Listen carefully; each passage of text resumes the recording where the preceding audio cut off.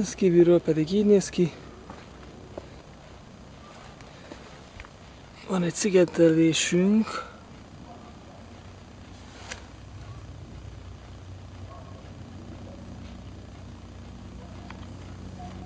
Egy szigetelésvédő fal, de fölé volt nyomva egy lépcső, ami megkerülte a szigetelést. Nem túl vastag részen, de itt végig neki volt vezetve a falnak, szigetelés nélkül. Egyébként meg a fal, ki tudja milyen állapotban van, ezt is fel kéne mérni, hogy ilyenkor mi a teendő. Most mellette kiszedtem a földet.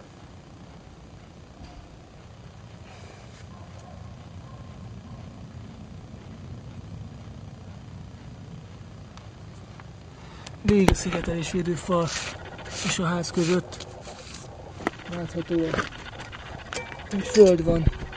Itt is végig 1 centis föld. Itt ilyen résekkel van tele az egész szigetelés. Nem tudom, hogy ez ennyire jellemző, ennyire nem, de végig ilyen csúnyaságok a hemzseg. Nem tudom lejjebb milyen. Meg fogom nézni, néhány sor téglát kiveszek majd. És akkor itt van a falunk. Ez egy ilyen szituáció. Ilyen, itt is lehet látni. A sérülések persze nem tudni, hogy a kibontás eredményei, vagy tele van az egész ilyen rendszerrel. Ezt nem tudjuk. Itt is látszik, hogy a szigetelés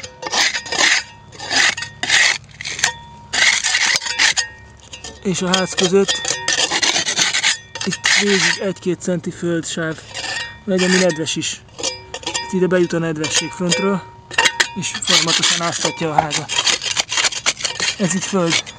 Jó, de mögöttem még van szigetelés, de itt már nem biztos, hogy van. Ez kérdés. Ez itt egyébként utólag beöntött bitumen. Föntről próbáltak valamit a lépcső repedéseibe, lépcső és a ház közé beönteni. Kisebb sikerrel, sőt, teljesen siker nélkül.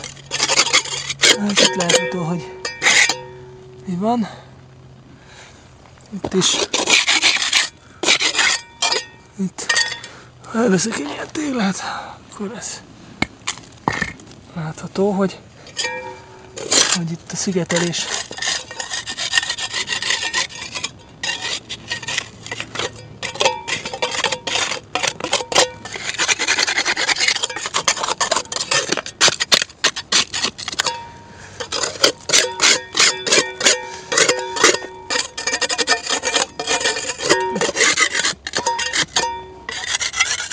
ezeken a pontokon, tehát nem tűnik úgy, mintha nagyon sérült lenne egy a tégla mögött. Ez az igazság.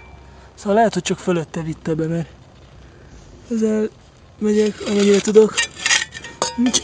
Tehát szemmel látható lukak, repedések, sérülések nincsenek ezen a részen itt.